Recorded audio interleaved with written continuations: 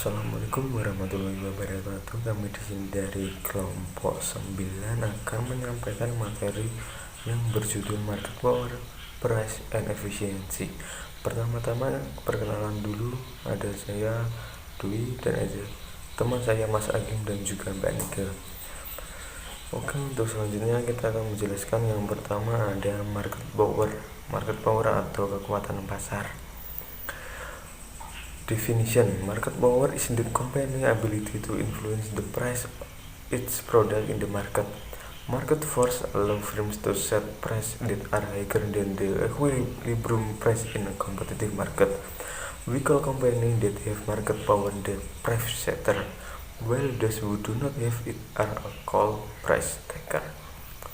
Oke, kekuatan pasar adalah kekuatan ekonomi yang dapat mempengaruhi tingkat harga dalam suatu kegiatan perdagangan tanpa adanya pengaruh dari pemerintah. Kekuatan pasar yang besar akan mampu menimbulkan ketergantungan konsumen terhadap penggunaan produk hasil produksi dari suatu perusahaan. Tingkat kekuatan pasar dapat diketahui melalui hubungan antara struktur pasar, perilaku, dan kinerja pasar, serta dari kekuatan pasar secara relatif. Kekuatan pasar juga dapat diketahui dari fungsi distribusi dalam riset pemasaran. Informasi yang dikumpulkan akan mengetahui kekuatan pasar saat riset berlangsung atau potensi kekuatan pasar di masa depan. Kekuatan pasar juga dapat diamati melalui pangsa pasar. Pengaruh kekuatan pasar dapat diterapkan pada jenis pasar persaingan tidak sempurna. Oke, yang selanjutnya ada the importance of market power. For company, market force are an important source for generating long-term economic profit. They can raise price without losing customer. In addition, they can maintain high price over time.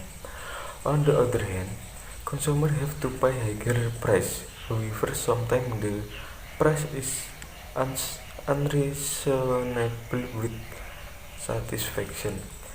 When the firm is too dominant, charge high price for low quality product as in monopoly. In other words, company abuse market power to conduct anti-competitive business practice. Selanjutnya ini menjelaskan tentang alasan pentingnya kekuatan pasar. Oke, bagi perusahaan, kekuatan pasar merupakan sumber penting untuk menghasilkan keuntungan ekonomi jangka panjang. Mereka dapat menaikkan harga tanpa takut kehilangan pelanggan. Selain itu, mereka dapat mempertahankan harga tinggi dari waktu ke waktu. Di sisi lain, konsumen harus membayar harga yang lebih tinggi. Namun terkadang harga tidak masuk akal dengan kepuasan. Ketika perusahaan terlalu dominan, ia membebankan harga tinggi untuk produk berkualitas rendah seperti dalam monopoli. Dengan kata lain, perusahaan menyalahgunakan kekuatan pasar untuk melakukan anti-kompetitif praktik bisnis. Selanjutnya ada faktor affecting market power. Market power depend on factors such as number 1, number and size company. Number 2, elasticity of demand. Number 3, product differentiation. Number 4, information imperfection. Number 5, barriers to entry. Number 6, availability of substitute product and switching cost. Selanjutnya ini ada faktor-faktor yang mempengaruhi kekuatan pasar. Yang pertama ada jumlah dan ukuran dari perusahaan. Yang kedua, elastisitas dari tuntutan. Yang ketiga, ada diferensiasi produk. Keempat, ketidaksempurnaan informasi. Yang kelima, hambatan pintu masuk. Keenam, ketersediaan produk pengganti dan biaya pengalihan. Selanjutnya ada market power effect. The first is a decrease in output. Dominant firms can limit production to increase market price. If can also happen if company in the market collude or from cartel. Second, a consumer get higher price. A decrease in output raises price in the market. This leads to decline in economic well-being as consumers have to buy price above the level that will prevail in competition. Third, market force give rise to intentional anti-competitive behavior. Collusion and cartel are examples. The dominant firm can also use its power to reduce competition, for example by adopting predatory pricing. Predators set price of lowest level to push competitor out of the market while creating barrier to entry.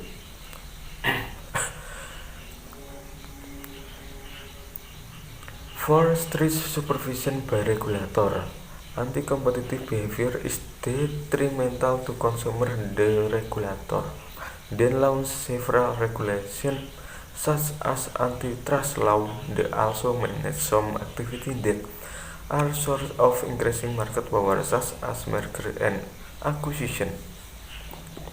Fifth, lower price. Market forces are not always bad. This is necessary for some industry such as electricity, which have high fixed costs. In this industry, economy of scale and average cost fall only if the product produce large output. More players mean lower economies of scale and higher price. Oke, ya. Efek kekuatan pasar yang pertama adalah penurunan output, di mana perusahaan dominan dapat membatasi produksi untuk meningkatkan harga pasar.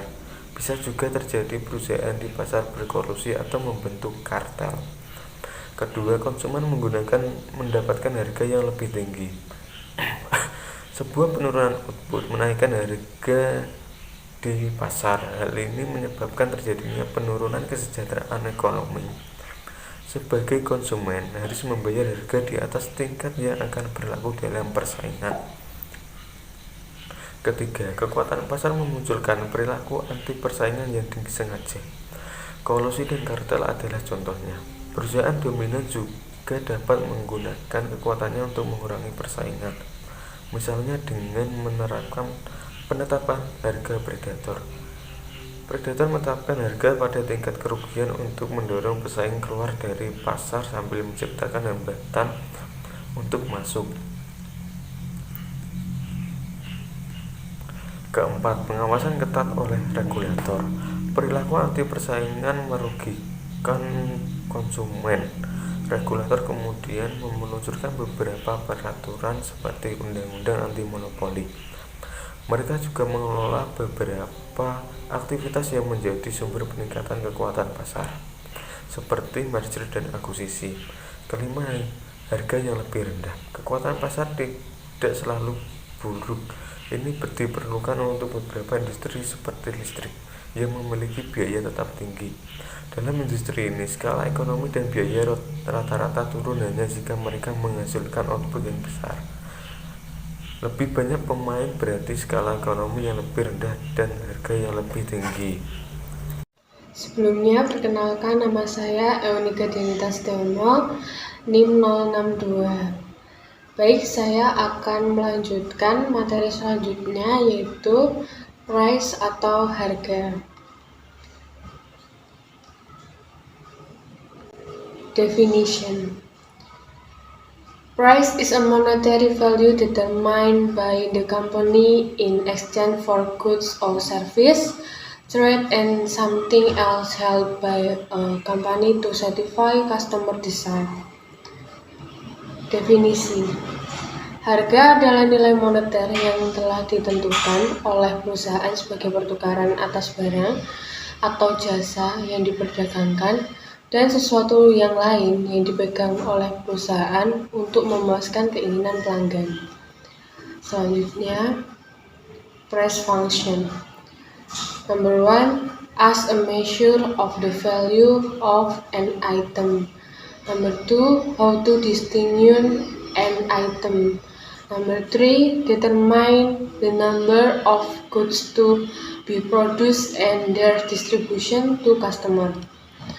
Yang selanjutnya ini ada fungsi harga, yaitu yang pertama, harga memiliki fungsi sebagai ukuran nilai suatu barang. Kemudian yang kedua, harga berfungsi untuk membedakan suatu barang. Yang ketiga, harga juga dapat menentukan jumlah barang yang akan diproduksi dan pendistribusiannya ke konsumen. Selanjutnya, kinds of price. Number 1, objective price, namely the price agreed upon or agreed by both parties between the seller and the buyer. Number 2, subjective price, is the estimate price of the seller and buyer of the goods to be purchased or to be sold. Number 3, selling price, which is the cost of goods plus the expected profit. Jadi di sini ada macam-macam harga, yaitu yang pertama ada objektif harga. Objektif harga di sini ya, yaitu harga yang telah disepakati atau harga yang telah disepakati oleh kedua pihak antara penjual dan pembeli. Kemudian yang kedua ada subjektif harga, yaitu subjektif harga adalah perkiraan harga penjual dan pembeli atas barang yang akan dibeli atau dijual. Yang kemudian ketiga ada harga jual, yaitu harga pokok barang ditambah dengan keuntungan yang diharapkan. Next, price goal. First, maximizing running profit. The company will do this by considering the demand and cost associated with various pricing options, and then will choose the price setting that produce the maximum profit margin, cash flow, or level of return of investment. Yang pertama ada tujuan harga, yaitu yang pertama ada memaksimalkan keuntungan berjalan. Perusahaan akan melakukan ini dengan mempertimbangkan permintaan dan biaya yang terkait dengan berbagai pilihan penetapan harga, dan kemudian akan memilih penetapan harga yang menghasilkan margin laba, arus kas atau tingkat pengembalian investasi maksimal. Number 2, maximum running income. Setting this goal is based on the concept if the company has the ability to maximize its current income, so in the long run the company will get the maximum long-term profit. Kemudian yang kedua ada untuk memaksimalkan pendapatan berjalan. Penetapan tujuan ini didasarkan pada konsep jika perusahaan memiliki kemampuan untuk memaksimalkan pendapatannya saat ini, sehingga dalam jangka panjang perusahaan akan mendapatkan keuntungan jangka panjang yang maksimal. Nah, next, selanjutnya ada maximum sales growth. The strategy used in this pricing objective is to set a low price or a lower price with the belief that the market will be price sensitive, which is known as a pricing strategy for market penetration. Yang ketiga ada pertumbuhan penjualan.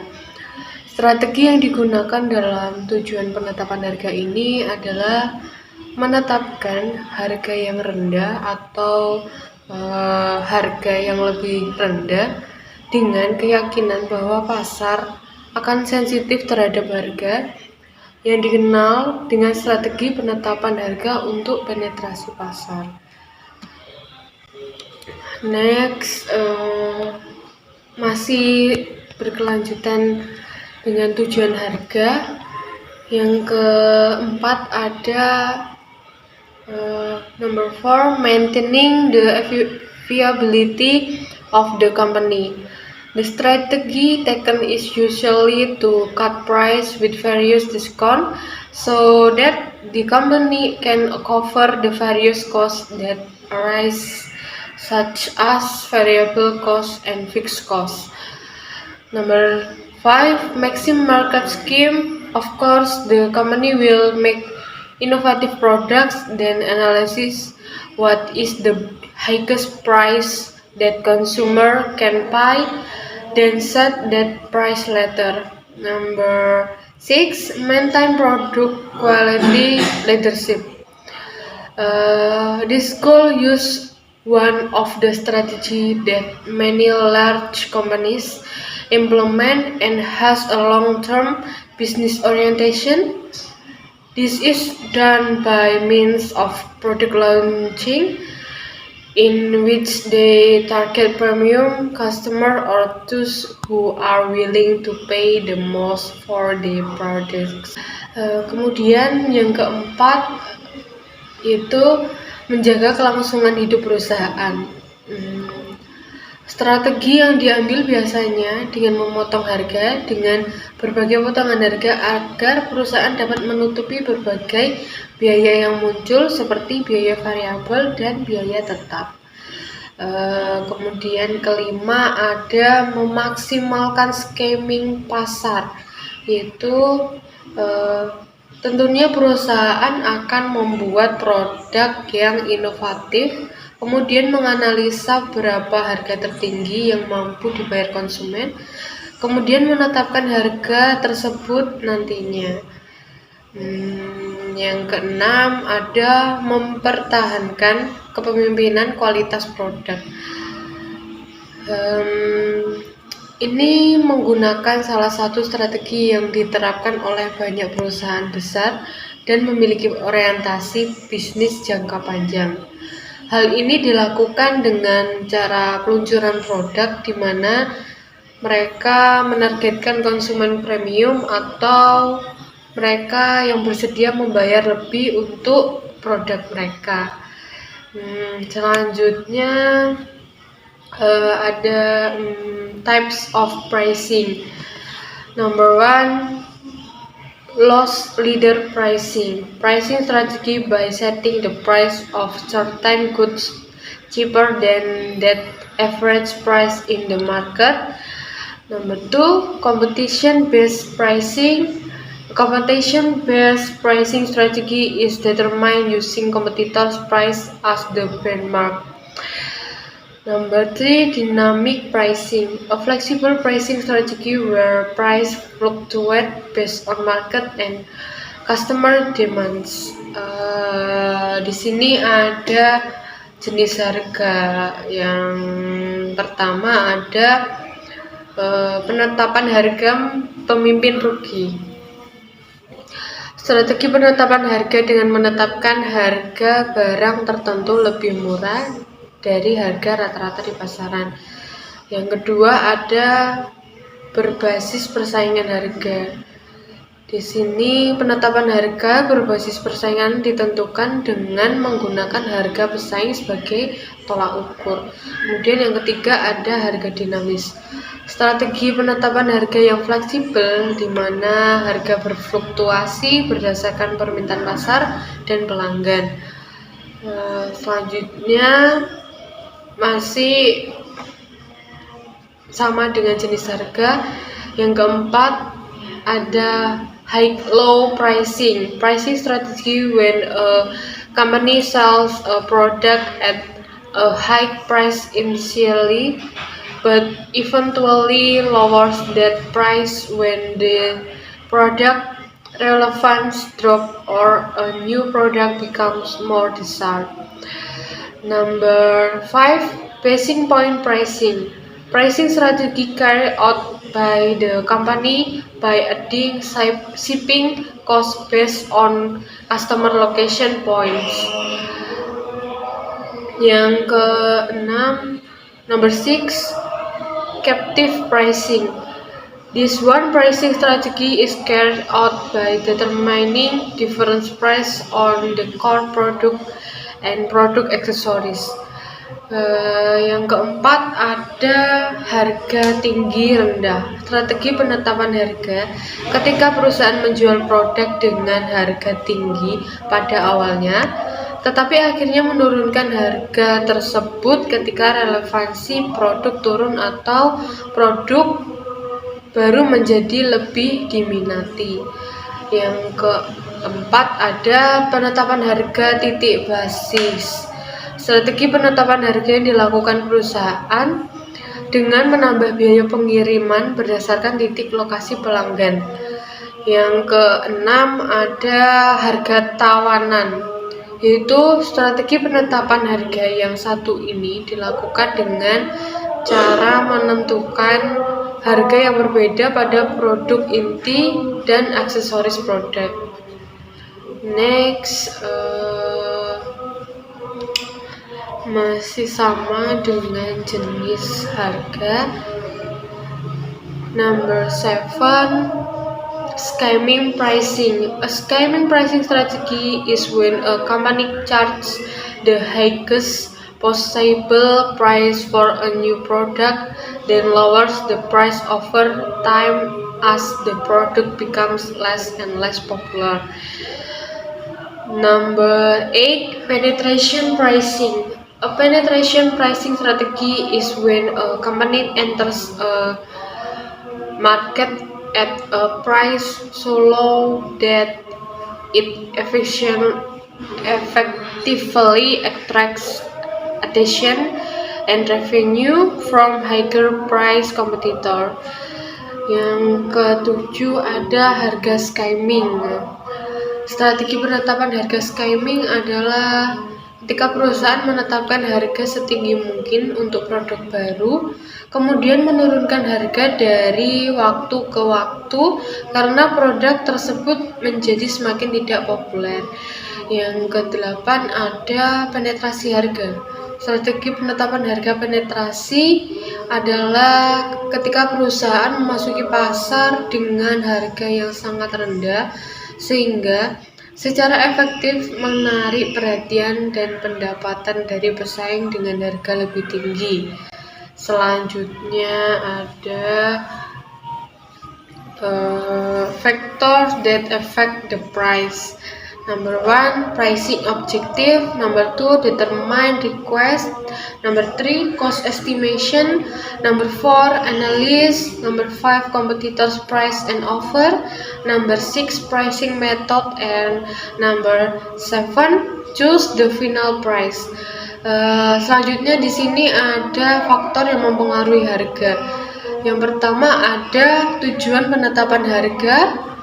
Yang kedua ada menentukan permintaan, yang ketiga ada perkiraan biaya, yang keempat analisis biaya, kelima harga dan penawaran pesaing, yang keenam ada metode penetapan harga, dan yang ketujuh adalah pilih harga terakhir.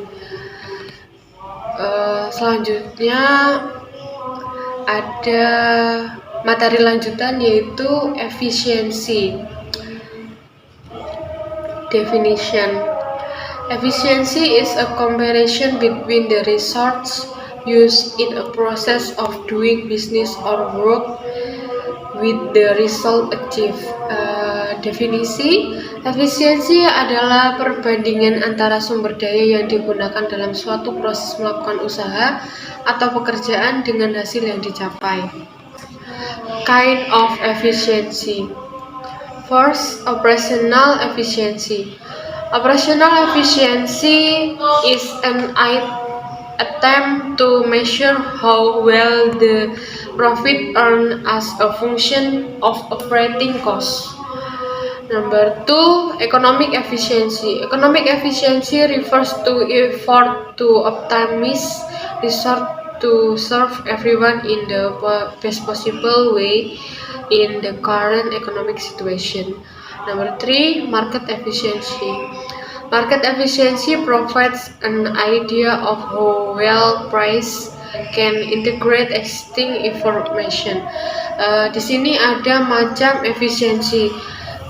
Yang pertama ada efisiensi operasional. Operasional merupakan upaya untuk mengukur seberapa baik keuntungan yang diperoleh sebagai fungsi dari biaya operasional. Yang kedua ada efisiensi ekonomi. Efisiensi ekonomi mengacu pada upaya mengoptimalkan sumber daya untuk melayani semua orang dengan cara terbaik dalam situasi ekonomi saat ini. Yang ketiga ada efisiensi pasar. Efisiensi pasar memberikan gambaran tentang seberapa baik harga dapat mengintegrasikan informasi yang ada. Assalamualaikum warahmatullahi wabarakatuh. Nama saya Ahmad Akbar Hakim Batiar dari NIM 001. Lanjut ke slide berikutnya, benefit or efficiency. Number 1, reducing or saving resources and carrying out the activity. Number 2, utilize all available resources as much as possible in that nothing is wasted. Number 3, achieve the goal in result and accordance with the plan your expectation. Number 4, allow for optimal result of maximal profit. Keuntungan efisiensi. Nomor 1 adalah mengurangi atau penghematan sumber daya dalam melaksanakan suatu aktivitas. Jadi ketika perusahaan tersebut sudah efisien, maka ada beberapa keuntungan yang didapat ketika perusahaan tersebut sudah betul-betul efisien. Yang pertama adalah mengurangi atau penghematan sumber daya alam dalam melaksanakan suatu aktivitas. Ketika suatu perusahaan dikatakan efisien, maka keuntungan yang didapat adalah sumber daya tersebut menjadi hemat dan mengurangi sumber daya yang ada. Nomor 2 adalah memanfaatkan semua sumber daya yang tersedia sebanyak mungkin sehingga tidak ada yang sia-sia. Nomor 3 adalah meraih tujuan atau hasil yang sesuai dengan rencana atau ekspektasi. Nomor 4, izinkan untuk hasil yang optimal atau keuntungan yang maksimal. Tentunya ketika suatu perusahaan tersebut sudah efisien, maka perusahaan tersebut akan memperoleh keuntungan yang sebanyak-banyaknya dengan sumber daya alam yang seminim-minimnya. Jadi tidak ada sumber daya alam yang terbuang sia-sia. Next ke slide berikutnya. Efficiency benchmark. Number 1, practical work and producers. Number 2, economics. Number 3, rationality, authority and responsibilities. Number 4, real division or work. Number 5, effective use. Number 6, accountable works implementation.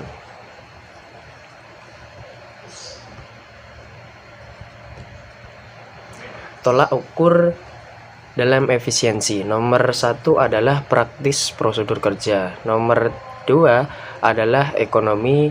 Yang nomor 3 adalah rasionalitas, otoritas dan tanggung jawab. Yang nomor 4 adalah nyata pembagian kerja. Yang nomor 5 adalah efektif menggunakan. Yang nomor 6 adalah akuntabel pelaksanaan pekerjaan. Yang menjadi tolak ukur dalam efisiensi tersebut adalah praktis dalam prosedur kerja. Jadi setiap orang itu mempunyai tanggung jawab atau tupoksi kerjanya masing-masing, baik dalam segi ekonomi, rasionalitas, otoritas dan tanggung jawab. Seperti itu untuk tolak ukur efisiensi. Next ke slide berikutnya, yaitu case study. Case study. The result of the efficiency test show that in 2010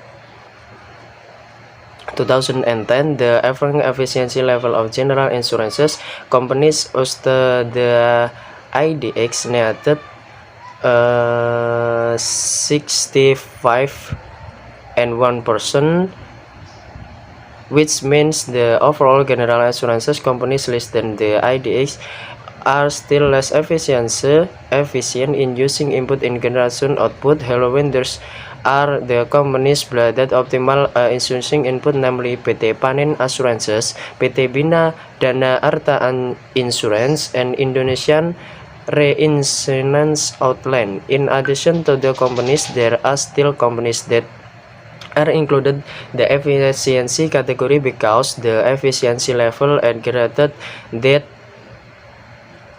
74% but not yet optimal, namely PT Ramayana Insurance and PT Primary Safe Property Insurance. Studi kasus yang saya ambil di sini adalah hasil uji efisiensi menunjukkan bahwa tahun 2010 rata-rata tingkat efisiensi perusahaan asuransi umum yang terdaftar di BEI mencapai atau Bursa Efek Indonesia mencapai 65,1%, lebih dari 75%, yang artinya secara keseluruhan perusahaan asuransi umum yang terdaftar di BEI masih kurang efisien dalam menggunakan inputnya, yaitu PT Panin Asuransi, PT Bina dan Sin Asuransi, dan maskapai Reansuransi Indonesia. Selain 3 perusahaan tersebut, masih ada 2 perusahaan yang termasuk dalam kategori efisiensi karena tingkat efisiensinya lebih besar dari 75%. Namun belum optimal, yaitu PT Asuransi Ramayana dan PT Asuransi Properti Aman Utama. Jadi studi kasus yang kami ambil di sini adalah perusahaan asuransi. Perusahaan asuransi tersebut tentunya memiliki perusahaan asuransi yang resmi. Tentunya perusahaan tersebut sudah terdaftar di dalam BI atau Bursa Efek Indonesia. Dan beberapa perusahaan yang terdaftar di BI itu sebagian besar ketika dihitung pada tahun 2010, rata-rata tingkat efisiensi perusahaan asuransi umum yang terdaftar di BEI menurun atau kurang efisien dalam menggunakan input untuk menghasilkan output.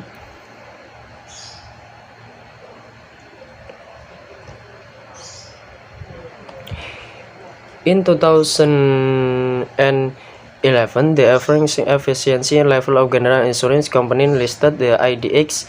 The IDX then decreased by 2% to 63%, which means the overall general insurance companies used the IDX are still at the efficiency using input the general output. However, there are 2 companies that are optimal and use enduring input, namely PT Panin Insurance is the Indonesian Reinsurance Islands. In the addition to tourism companies, there are also the companies that are included in the efficient category because the efficiency level and greater than 75% but not yet optimal, namely PT Ramayana Insurance and PT Primary Safe Property Insurance. Pada tahun 2011, rata-rata tingkat efisiensi perusahaan asuransi umum yang terdaftar pada Bursa Efek Indonesia mengalami penurunan sebesar 2% menjadi 63,1%, yang berarti secara keseluruhan perusahaan asuransi umum yang terdaftar di BI masih kurang efisien dalam menggunakan input untuk menghasilkan output. Namun ada 2 perusahaan yang optimal menggunakan inputnya, yaitu PT Panin Asuransi dan maskapai Reansuransi Indonesia. Selain 2 perusahaan tersebut, terdapat 2 juga perusahaan yang terdapat dalam kategori efisien karena tingkat efisiensinya lebih besar dari 75%, namun belum optimal, yaitu PT Asuransi Ramayana dan PT Asuransi Aman Utama.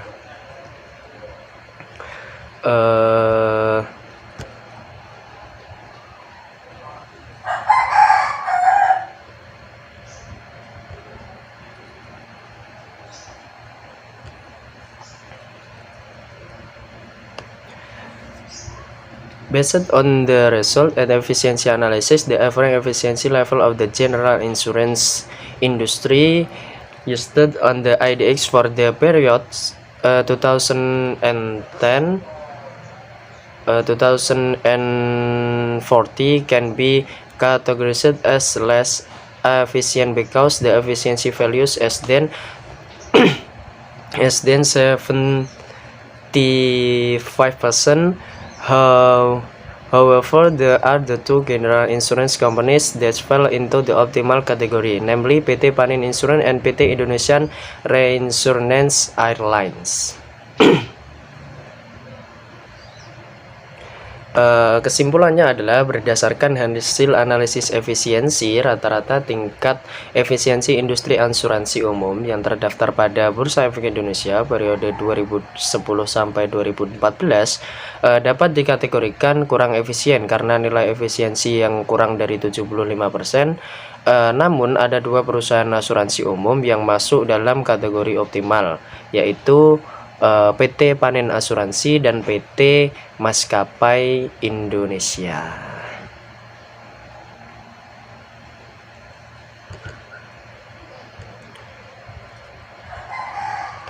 Sudah cukup mungkin itu presentasi dari kelompok